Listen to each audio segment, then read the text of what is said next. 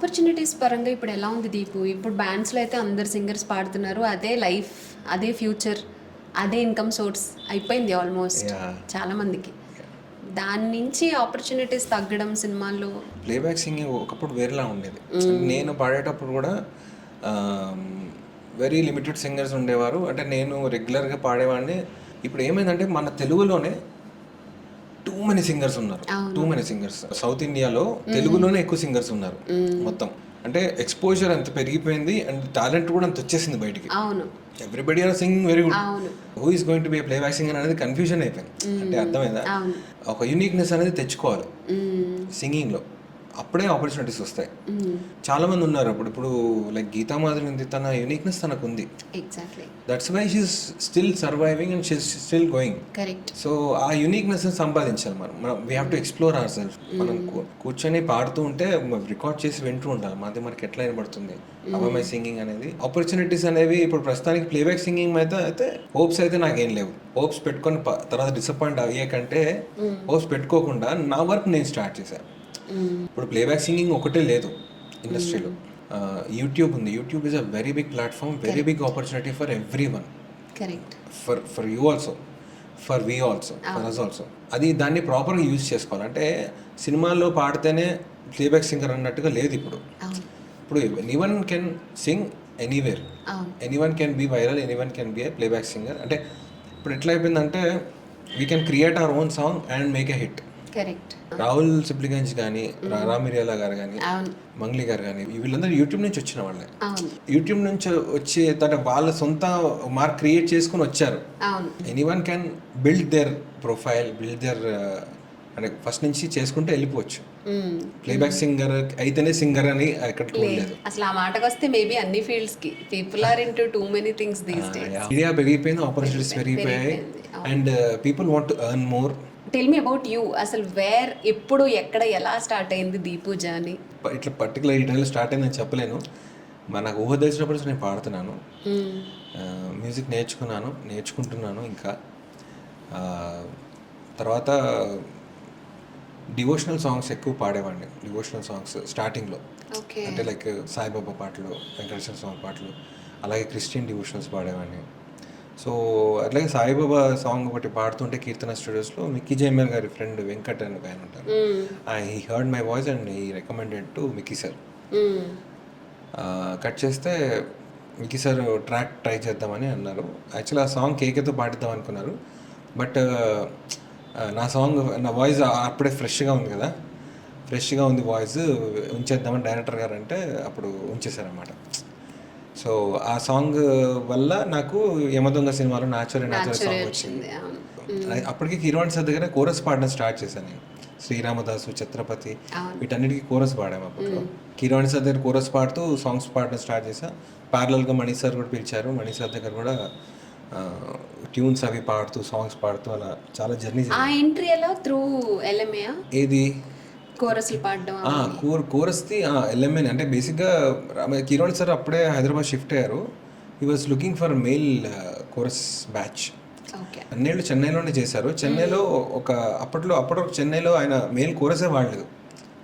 We are the first batch to sing male chorus for Keeravani sir. భాష sir Keeravani sir assistant. ఈ called Ramachari sir called మా గురువు గారు. రామదాసుకి మేల్ సింగర్స్ కావాలి క్లాసికల్ వచ్చిన వాళ్ళు అంటే అప్పుడు మా గురుగారు మా శిష్యులు ఉన్నారు అన్నట్టుగా నేను, కృష్ణ చైతన్య అని మేము బ్యాచ్ ఉండే బ్యాచ్ అందరం వెళ్ళాం అనమాట. ఫస్ట్ టైం ఓన్లీ ఈ గాట్ వెరీ ఇంప్రెస్డ్ అండ్ ఈ కంటిన్యూడ్. He's continuing still. ఇంకా కోరస్ గుర్తుందా దీపు? ఏమన్నా పాడింది రామదాసులో కోరస్ ప్లీజ్? శ్రీరామనామం మరువాం సిద్ధము యమునికి వెరువాం శ్రీరామనామం వెరువాం సిద్ధము యమునికి వెరువాం దేవుని గుణమును తలుతాం శ్రీరామనామం మరువాం సిద్ధము యమునికి వెరువాం. ఇట్లా కోరస్ బిట్స్ అన్నీ ఉండే. అంత తర్వాత అది పాడాం కదా ఛత్రపతిలో. దిగ్ విజయ డంకాని నద ఘంటారవ తుషిత ఛత్రపతి ఆర్తత్రాణ దుష్టద్యుమ్న తాక్ష సాక్షస్ఫూర్తి దీదితి భీమక్ష్మాపతి శిక్ష్మాస్మృతి స్థపతి.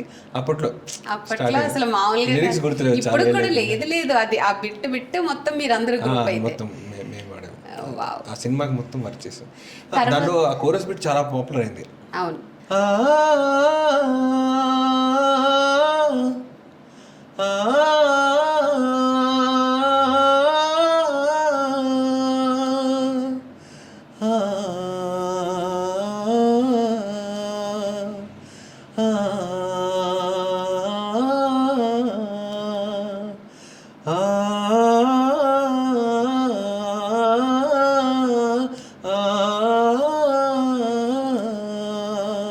ఇంత పెద్ద బిట్ అనమాట. Wow.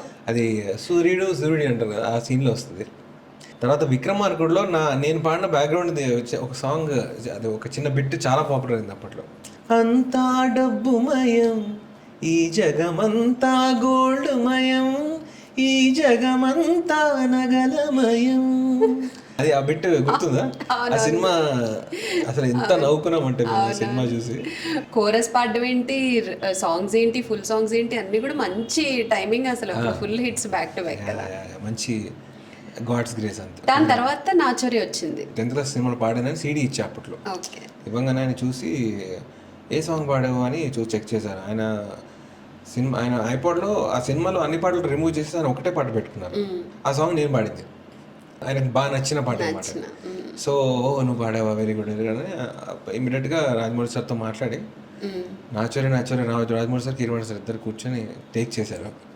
I was very happy. అంటే ఫస్ట్ టైం నేను ఒక హిట్ని ఫేస్ చేశాను అనమాట, హిట్ సాంగ్ని నాచోరేతో. Can you sing 2 lines? నాచోరే ఓ ఎవడి గజ దొంగ తెగ కాకలు తీరిన దొంగ, ఎవడి దొర దొంగ దర్జాగా దూరిన దొంగ, ఎవడి కసి దొంగ కసకస ఎద కోసిన దొంగ, అల్లకల్లోలంగా అనుకుందే దోచే యమ దొంగ. నాచోరే ఓ ఎవడి గజ దొంగ తెగ కాకలు తీరిన దొంగ, నాచోరే ఓ ఎవడి దొర దొంగ దర్జాగా దూరిన దొంగ. వావ్. అట్లా వస్తుంది. మగధీరలో కూడా మంచి నేమ్ వచ్చింది, ఈగాలో కూడా చాలా మంచి పేరు వచ్చింది, వాటికన్నా ముందు చిరుతలో లవ్ యూలో కూడా చాలా మంచి పేరు అతిథి వచ్చింది. కూడా వచ్చి అతిథి అయితే సత్యం ఏమిటో, అది పాట అమేజింగ్ సాంగ్ అసలు. నా అదృష్టం ఏంటంటే సిరివెన్నెల సీతారామ శాస్త్రి గారు రాసిన 3 పాటలు పాడాను నేను. నా అదృష్టం అని ఫీల్ అవుతాను. ఆయన లిరిక్స్ నేను పాడడం, దాంట్లో అతిథి ఒకటి. ఇప్పుడు రీ రిలీజ్ కూడా ఉంది. రిలీజ్ కూడా ఉంది. స్టార్ట్ అయింది యాక్చువల్లీ. చాలా మెసేజెస్ వస్తున్నాయి నాకు. అవునా? ఓఎస్టీస్ రిలీజ్ అవుతున్నాయి చూస్తున్నావా అని. Any memories, special memories? అతిథికి మహేష్ బాబు గారిని కలిసాను నేను. I met him, well done అని అన్నారు. సో ఆ సినిమాలో కంపోజింగ్కి మొత్తం ఉన్నానమాట నేను. ఆ సాంగ్ ఏంటంటే డిస్టర్బ్ చెయ్యకు పిల్ల పడి ఓ, ఆ సాంగ్ కంపోజ్ చేసినప్పుడు ఎవ్రీబడి వేర్ సో ఎక్సైటెడ్ అనమాట. సూపర్ వచ్చింది పాట అని. మణి సార్ కూడా చాలా హ్యాపీ ఉన్నారు. మణి సార్ తమనన్న was programmer for that song. అప్పుడు మణి సార్ దగ్గర నేను తమనన్న వర్క్ చేసేవాడు. ఎవ్రీడే వెళ్ళేవాడిని నేను స్టూడియోకి, ట్యూన్స్ పాడడం అవన్నీ చేసేవాడిని. So everybody were so excited. And అదే మహేష్ బాబు గారు రాగానే హీ వాజ్ ఆల్సో జంపింగ్ అనమాట. ఏ సాంగ్ భలే వచ్చిందని. అదొక మెమరీ ఉంది ఈ సాంగ్. మనీ సార్లో గ్రేట్ క్వాలిటీ ఏంటంటే హీ ఫైట్స్ ఫర్ సింగర్స్. ఆయన చెప్పిన సింగరు పాడించాలి. ఇప్పుడు ఆయనకు నచ్చిందంటే ట్యూన్ లెవెల్లో నచ్చాలి ఆయనకి. ట్యూన్ లెవెల్లో బాగా వచ్చిందంటే సాంగ్ వీడితోనే పాడిద్దామా అని అన్నా కూడా, ప్రొడ్యూసర్ డైరెక్టర్ వద్దన్నా కూడా he fights for that. He fights for the singer. So అలా నా కోసం ఫైట్ చేశారు. ఈ అతిథి సినిమాలో సాంగ్ సత్యం ఏమిటోకైతే ఏమైందంటే సిరివెన్నెల గారు వచ్చి కూర్చున్నారు. అంటే మణి సార్కి సార్ లిరిక్ నాకు ఇచ్చి పాడమని అన్నారు అనమాట. ఇంకా పాడడం స్టార్ట్ చేశాను, పాడాను. తర్వాత అందరికి బాగా నచ్చింది. ఐ వాజ్ జస్ట్ అంటే అసిస్టెంట్ అనమాట అక్కడ, జస్ట్ కంపోజింగ్ అసిస్టెంట్ లాగా. సో విన్నారు. తర్వాత నేను వెళ్ళి పాడాను. సాంగ్ పాడేసిన తర్వాత అందరూ, నేను బయట ఉన్నాను, మహేష్ బాబు గారు, సురేందర్ రెడ్డి గారు అందరూ రూమ్లోకి వెళ్ళి విన్నారు సాంగ్. మణి సార్ చాలా బయటకు వచ్చి చాలా హ్యాపీగా చెప్పారు, ఎవ్రీబడి లవ్డ్ ఇట్ రా, సూపర్ రా no complaints for this song అని అన్నారు. అమ్మాయి పోలేను సార్. పోకిరి తర్వాత మహేష్ బాబు పెద్ద మూవీ కదా, పెద్ద మూవీ, అవును. So I was so excited madam. Song it is going to B blast. Song చాలా బాగుంది. సినిమా అలా లైట్ కొంచెం ఫ్లాప్ టాక్ రాగానే నేను చాలా డిసప్పాయింట్ అయ్యాను అనమాట. అరే హిట్ అయింటే బాగుండేది అనిపించింది. బట్ స్టిల్ దానికుండే ఫాలోయింగ్ అంటే నాకు ఆ సాంగ్ కి ఇంత ఫాలోయింగ్ ఉంటుంది, ఆ సాంగ్ ఇంత ఉంటుంది, నేను అప్పుడు గెస్ట్ చేయలేకపోయా. But now I'm happy with that the following. ఆ సాంగ్ అందరు గుర్తు చేస్తుంటారు, నాకు పాడమని అడుగుతూ ఉంటారు. సో సింగిల్ టేక్ లో అది సార్కి నచ్చటం, లాక్ చేయడం. You also met Mahesh Babu sir. అవన్నీ జరిగిపోయినాయి అన్నమాట. 2 lines ఇది కూడా. సత్యం ఏమిటో స్వప్నం ఏమిటో చెప్పేదెవరు ఏ కంటికైనా, రెప్పల దుప్పటి కప్పే చీకటి చూపించేన ఏ కాంతినైనా, నేను నీవే సరిగా కనలేవే మనసా, నడిరాతిరి నడక కడతేరదు తెలుసా, ఏవో జ్ఞాపకాల సుడి దాటి బయటపడలేవా,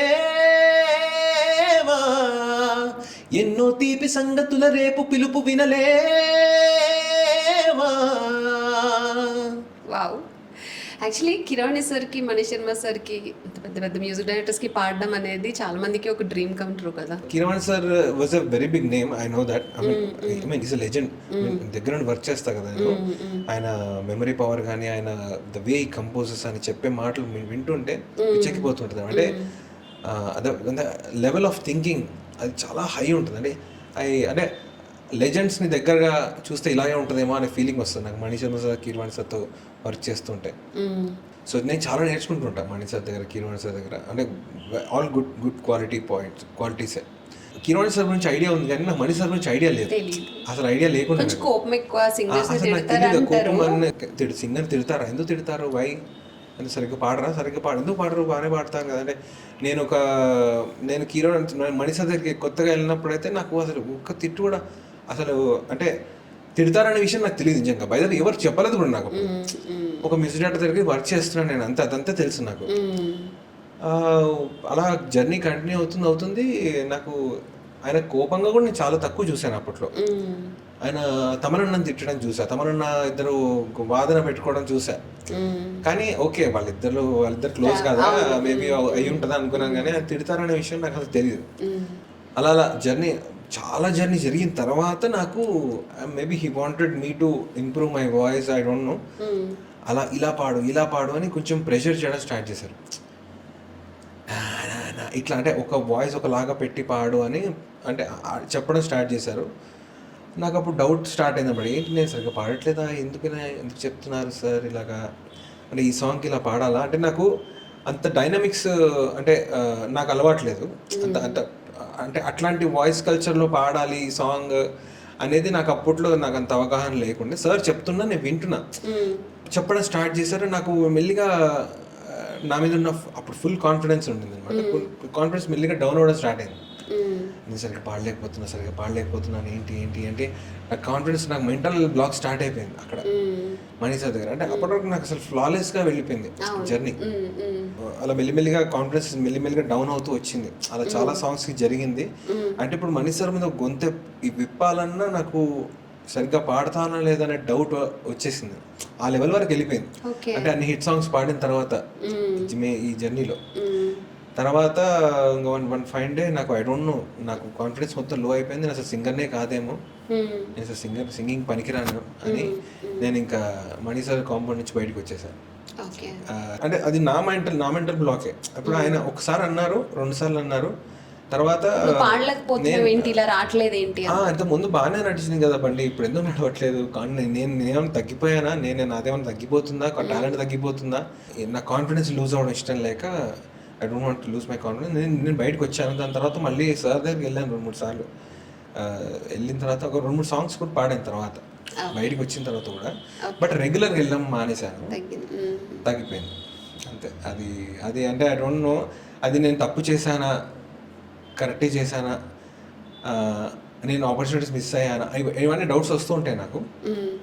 బట్ ఇట్స్ ఓకే, ఆ టైంలో నాకు అది అనిపించింది, చేస్తాను అనిపించింది అంతే. అంతకంటే I don't want think over think on it. Opportunities పరంగా ఈజ్ దేర్ ఎనీ మిస్టేక్, అంటే నేను ఈ మిస్టేక్ చేయడం వల్ల ఒక ఆపర్చునిటీ మిస్ అయిందని ఏమన్నా అనిపించిందా ఇంకా all through the career? Opportunities కొన్ని అంటే ఈ సోషల్ మీడియా వల్ల నాకు కొంచెం కొన్ని ఆపర్చునిటీస్ పోయినాయి. సోషల్ మీడియాలో ఎక్కువ యాక్టివ్గా ఉన్నాను కదా, ఫాలోవర్స్ తక్కువ ఉంటారు నాకు. సో నేను పెద్ద కేర్ చేయలేదు దాన్ని ఎప్పుడో. బట్ కొన్ని రికార్డింగ్స్ కానీ కొంతమంది అప్రోచ్ అయ్యి నా ఫాలోవర్స్ని చూసి బ్యాక్ అవ్వడము అలా జరిగింది. 2-3 టైమ్స్ జరిగింది. అది ఇన్స్టాగ్రామ్ వల్ల అలా జరుగుతుందని నేను అనుకోండి. అంటే టాలెంట్ చూడాలి. అంటే మీరు first you have to make me sing, then only you will know what I'm అనేది.